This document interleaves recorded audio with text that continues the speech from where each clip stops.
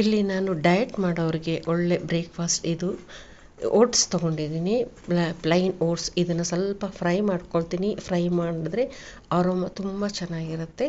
ಇದನ್ನು ನಾನು ಜಸ್ಟ್ ಒಂದು ಡ್ರೈ ಫ್ರೈ ಮಾಡಿಕೊಂಡು ಇದನ್ನು ನಾನು ಮೊಸರಲ್ಲಿ ಒಂದು ಸ್ವಲ್ಪ ಹೊತ್ತು ನೆನೆ ಹಾಕಿಟ್ಕೊಳ್ತೀನಿ. ಸ್ವಲ್ಪ ಸಾಫ್ಟ್ ಆಗುತ್ತೆ. ಇದಕ್ಕೊಂದು ಒಗ್ಗರಣೆ ಮಾಡ್ಕೊಳ್ತೀನಿ. ನಾನಿಲ್ಲಿ ಸಾಸಿವೆ, ಜೀರಿಗೆ, ಕಡಲೆಬೇಳೆ, ಉದ್ದಿನಬೇಳೆ ಹಾಕೋಬೋದು. ನಾನಿಲ್ಲಿ ಬರೀ ಶೇಂಗಾ ಬೀಜ ಹಾಕ್ಕೊಳ್ತಾ ಇದ್ದೀನಿ. ಸ್ವಲ್ಪ ಕ್ಯಾಪ್ಸಿಕಮ್ ಹಾಕ್ಕೊಂಡ್ರೆ ಫ್ಲೇವರ್ ಚೆನ್ನಾಗಿರುತ್ತೆ. ಕ್ಯಾಪ್ಸಿಕಮ್ ಹಾಕ್ಕೊಳ್ತೀನಿ. ಶೇಂಗಾ ಬೀಜ ಚೆನ್ನಾಗಿ ಫ್ರೈ ಆದಮೇಲೆ ಕರ್ಬೇವಿನ ಸೊಪ್ಪು ಇಷ್ಟನ್ನೆಲ್ಲ ಹಾಕ್ಕೊಂಡು ಒಣಮೆಣಸಿನ್ಕಾಯಿ ಹಾಕ್ಕೊಂಡು ಸ್ವಲ್ಪ ಕ್ಯಾಪ್ಸಿಕಮ್ ಹಾಕ್ಕೊಂಡು ಫ್ರೈ ಮಾಡ್ಕೊಳ್ತೀನಿ. ಶುಂಠಿ ಹಾಕ್ಕೊಳ್ತೀನಿ. ಶುಂಠಿನೂ ಚೆನ್ನಾಗಿರುತ್ತೆ ಇದಕ್ಕೆ ಒಗ್ಗರಣೆ ಮಾಡಿ ಹಾಕ್ಕೊಂಡ್ರೆ. ಇದನ್ನೆಲ್ಲ ಹಾಕ್ಕೊಂಡು ಮಿಕ್ಸ್ ಮಾಡಿಕೊಂಡು ನಾನು ಮತ್ತೆ ಇದಕ್ಕೆ ಮಿಕ್ಸ್ ಮಾಡ್ಕೊಂಡಿರೋ ಈ ಕರ್ಡ್ ಮಿಕ್ಸಿಗೆ ಹಾಕ್ಕೊಳ್ತೀನಿ. ಇದಕ್ಕೊಂದು ಸ್ವಲ್ಪ ಕ್ಯಾರೆಟ್ ತುರಿದು ಹಾಕ್ಕೊಂಡು ಚೆನ್ನಾಗಿ ಮಿಕ್ಸ್ ಮಾಡಿಕೊಂಡು ಸ್ವಲ್ಪ ಚಿಯಾ ಸೀಡ್ಸ್ನ ನೆನೆ ಹಾಕ್ಕೊಂಡಿದ್ದೆ, ಅದನ್ನು ಸ್ವಲ್ಪ ಹಾಕ್ಕೊಳ್ತೀನಿ. ಇದು ಆಪ್ಷನಲ್ಲು. ಸ್ವಲ್ಪ ಎಳ್ಳು ಹಾಕ್ಕೊಳ್ತೀನಿ, ಸ್ವಲ್ಪ ಫ್ಲ್ಯಾಕ್ಸ್ ಸೀಡ್ಸ್ ಹಾಕ್ಕೊಳ್ತೀನಿ.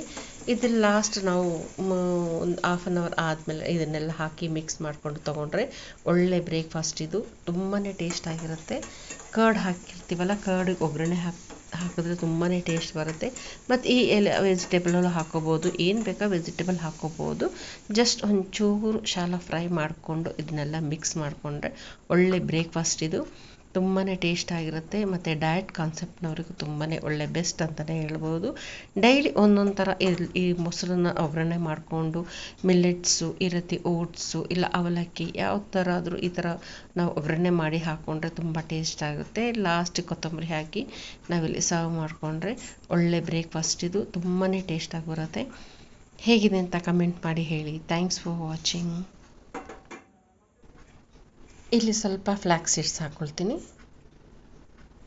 ಮತ್ತು ಕ್ಯಾಲ್ಶಿಯಮ್ಗೆ ಇಲ್ಲಿ ಎಳ್ಳು ಹಾಕ್ಕೊಳ್ತೀನಿ. ಬ್ಲ್ಯಾಕ್ ಆದರೆ ಹಾಕ್ಕೋಬೋದು, ವೈಟ್ ಆದರೆ ಹಾಕ್ಕೋಬೋದು. ಇದನ್ನೆಲ್ಲ ಹಾಕ್ಕೊಂಡು ಮಿಕ್ಸ್ ಮಾಡಿಕೊಂಡು ಚೆನ್ನಾಗಿ ಇಲ್ಲಿ ತೊಗೊಳ್ಬೋದು ಮಾರ್ನಿಂಗ್ ಬ್ರೇಕ್ಫಾಸ್ಟಲ್ಲಿ. ಇದು ತುಂಬಾ ಟೇಸ್ಟ್ ಆಗಿದೆ ಈ ಓಟ್ಸ್ ಕರ್ಡ್ ರೆಸಿಪಿ. ಜಾಸ್ತಿ ಏನೂ ಟೈಮ್ ತೊಗೊಳ್ಳೋದಿಲ್ಲ ಇದು ಮಾಡೋದಕ್ಕೆ.